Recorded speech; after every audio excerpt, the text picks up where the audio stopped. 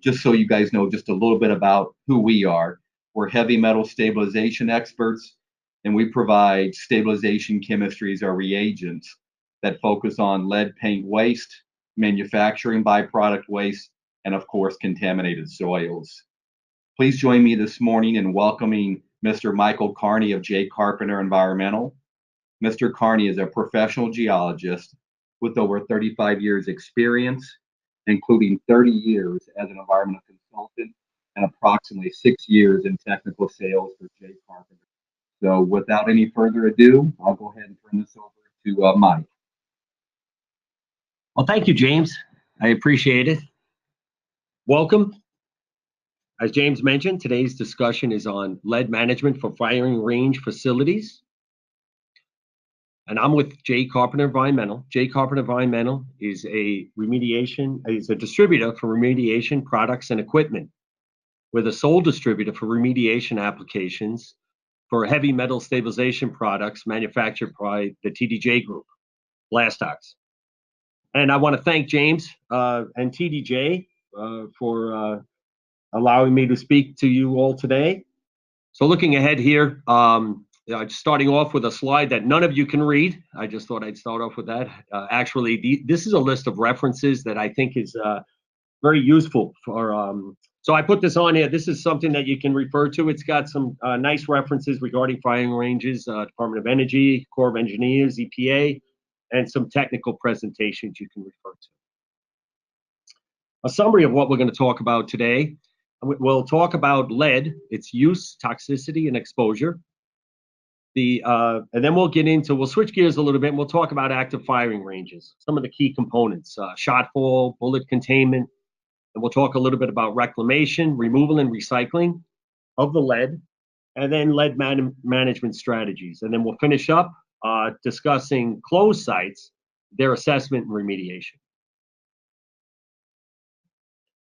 So lead use in ammunition. The density of lead provides sufficient mass necessary for the effective transfer of kinetic energy to the target. So lead is cost effective and its density allows for excellent ammunition. Well-documented harmful effects of lead are irreversible impacts on brain development with children, nervous system damage, kidney damage, seizures, unconsciousness, and death. Certainly, lead would be considered a potential contaminant of concern at any firing range. Some of the potential exposure pathways at firing range, including air, soil, and surface groundwater. Air, obviously through inhalation, where you can encounter that is through maintenance, through sweeping or raking in your shot area, and also residue at the firing location. Soil pathway, direct contact and ingestion. One receptor that's worth consideration is the potential for waterfowl ingestion. One of the key potential exposure pathways is surface and groundwater. Bullets and particles can be transported by stormwater and distributed either throughout the range or actually beyond in a worst case scenario. Also, the potential for dissolution of lead into the storm and groundwater. Applicable regulations for firing ranges include RCRA and the Clean Water Act, which were established in the 1970s. RCRA for the solid hazardous waste regulations, and the Clean Water Act for regulation of water discharge, including, if you've got a point discharge, consideration for NPDES permits. Looking at some of the factors that influence the physical transport of lead on a firing range include topography, and where you're looking at there is the potential for steep slopes to increase the carrying capacity of the water through increased velocity. Channel width, again, that's the same concept of if there is any channels. Ideally, you wouldn't want to really have any channels unless they're controlled and engineered on site. But the width of any kind of runoff can increase it. The narrower the channel, obviously, the more rapid the water flow and the greater the carrying capacity of the water to transport the bullets and bullet particles.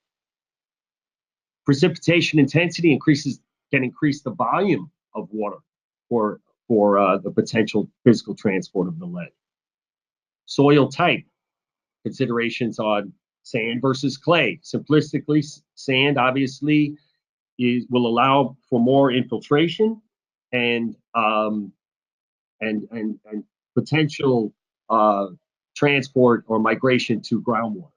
Clay soils, those will inhibit infiltration, which is a good thing. However, the lower permeability of the clay can allow for more sheet flow on the surface and the potential for physical transport. Vegetative cover, what that'll do is that'll inhibit the velocity of sheet flow or any sheet flow, and that's a good thing. Some of the weathering products of lead include lead carbonate or cerussite or hydrocerussite, and to a lesser extent, lead sulfate or anglesite. Factors that influence the dissolution of lead include the precipitation rate, pH, contact time, and the presence of organic material. Talk a little bit about pH. Lead, like many transition metals, is an amphoteric metal, which is defined as having characteristics of both, which means that the potential for dissolution, the solubility of lead, increases at low pH or at a higher pH, at the elevated pH. Organic material can, as described earlier, it inhibits the infiltration for groundwater and dissolution, and it also will absorb the lead and remove it and make it less available for dissolution. As discussed, now we're going to switch gears and talk about active firing ranges. Some of the components in active firing ranges with respect to lead management. We'll talk about the ammunition, both the range and the penetration in various materials, shotfall, bullet containment, and then we'll finish up on the active ranges with reclamation. This slide just depicts the maximum range of small arms ammunition. Just for reference, 12-gauge shotgun, you're looking at about 1/4 to 1/2 mile. So that would be your shotfall area. We'll talk a little bit more about that. A 22 caliber rifle, you're looking at about 1 mile, and then when you get up into a 44 Magnum, you're looking at 1.5 miles and then beyond. This table depicts the caliber and thickness required to stop the penetration. This would be for looking at bullet containment. And concrete, you'll see for a 50 caliber, you're looking at 12 inches of thickness to stop the penetration of a 50 caliber bullet. Dry sand, you're looking at about 2.5 feet required, and then for an earthen berm, you're looking at 5 up to 6 feet.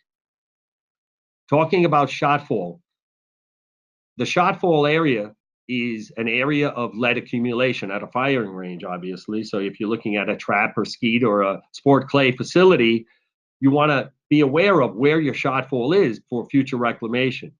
And you also want to limit that area. So if you look, this is just a simple means to reduce that area by just adjusting the angle of shooting from the firing locations.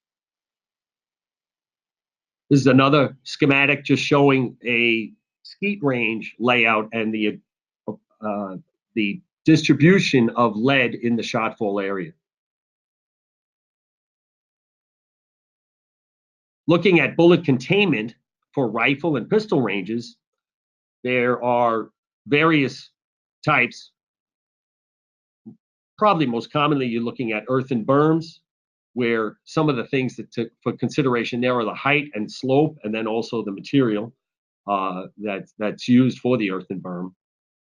One interesting piece of information I learned was that one potential means for lead dissolution would be if you have a fine-grained earthen berm where there's high capillarity, you can actually have if there's water at the base, it can actually drawn up into the berm, and then there's a higher potential for dissolution of the lead. One way to manage that is to put a gravel or a coarser base at the bottom to reduce that capillarity.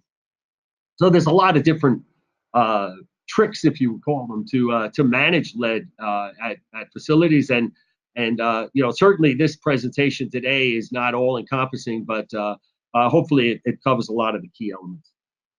Sand is for a berm material is very attractive because it allows for easier reclaim or screening. Steel and concrete, those are excellent. Rubber, with the dissipation of the kinetic energy, you have friction. But we'll look at some bullet containment configurations here. And again, this is just a sampling. If you look, you can see this is a very typical rifle or pistol range. You've got the target area, and then in the background is the impact berm. This is what's called a vertical swirl trap. It's a metal deflection plate angled perpendicular to the direction of fire, and then allowing for deflection of the bullet into a vertical swirl trap, and then the swirl trap absorbs that discharge. This is another depiction of an earthen berm. You can see sand, and then the bullets contained in the sand beyond the direction of fire, beyond the target area. This is a little bit more elaborate bullet containment device. It consists of rubber granules backed by a steel backplate, and again, that would absorb the bullets, and then they would drop down for removal, for future removal. This is another type of bullet containment device, an escalator trap with a deflection plate that uses a combination of deflection and gravity to slow it down. This is kind of an interesting one. It's called a lamella trap. It consists of hanging rubber strips or lamella that are placed in a herringbone pattern and are used to dissipate that kinetic energy of the bullet. So you're using the rubber to absorb that energy, and then you're reducing that potential for ricochet. So I thought this was kind of a neat application. And then finally, this is just a simple steel plate angled such in the direction toward the direction of fire to allow for the bullets to be deflected downward into a sand containment area for future reclamation. So now we'll go on and we'll talk about RCRA regulations and lead recycling. You'll pardon me, I'm just going to read this information because I don't think I can paraphrase it any better than it's written. EPA's Office of Solid Waste issued guidance in 1997 indicating that lead shot, when recycled, is considered a scrap metal and is therefore exempt from RCRA regulation. Under the RCRA subtitle C, lead shot would be considered scrap metal, which is exempt from hazardous waste regulations. So to ensure that lead is not considered discarded or abandoned on your range within the meaning of the RCRA status, that is, a hazardous waste, periodic lead removal activities should be planned for and conducted. Therefore, again, now to paraphrase, as long as you are regularly reclaiming that lead, it's not considered discarded or abandoned, and therefore it's exempt. And then beyond that, in 1997, EPA published the RCRA Subtitle C Military Munitions Rule. This rule considers range management to be a necessary part of the safe use of munitions for their intended purpose. Thus, the recovery of lead shot bullets is an intrinsic part of the range operation. Therefore, the rule excludes range clearance activities, including the placement of soil back on the range, from Subtitle C regulation. Looking at operational considerations for reclamation of lead, you want to look at lead volume. You track it to correspond with the reclaim timing schedule.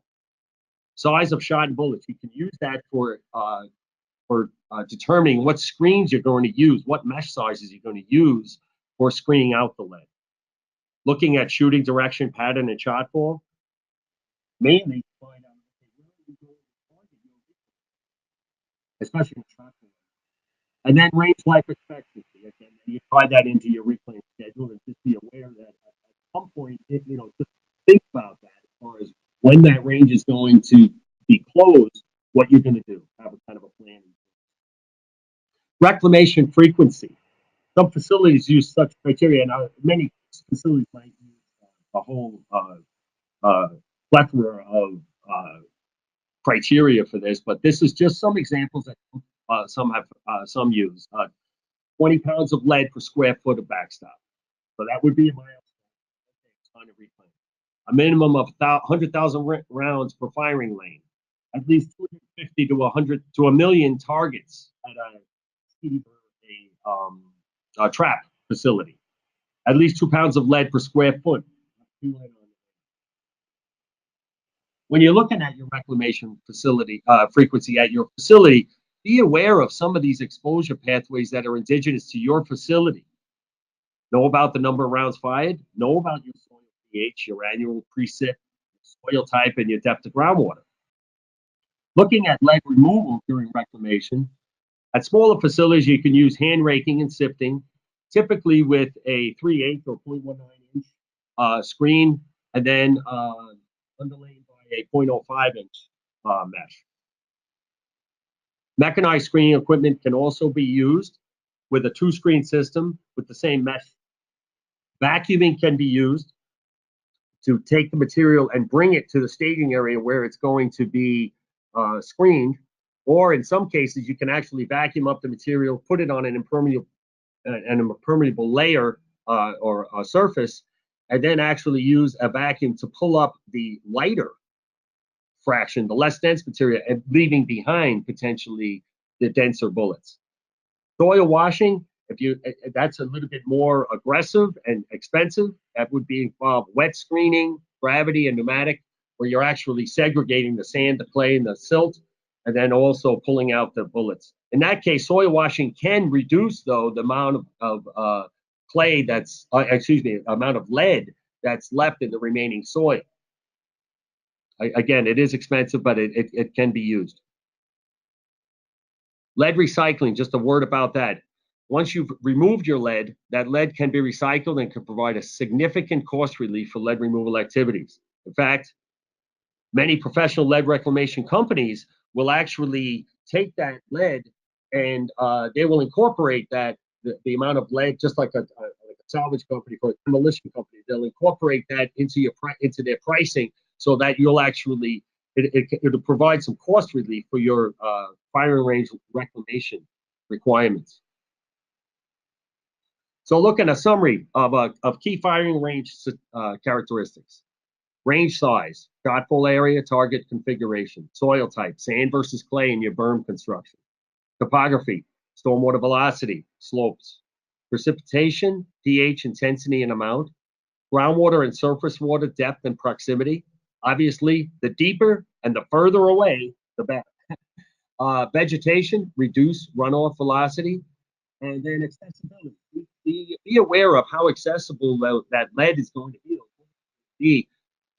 Strategies for lead management at firing range facilities. Reduce the shotfall area. We talked about that. Adjust the pH of the soil as needed. Many facilities will use lime for that. Now, as described, just using lime to adjust the pH will not necessarily provide you with a perfect solution. You can actually enhance and further mitigate the potential for the dissolution of lead by adding a stable agent to the soil to limit mobilization.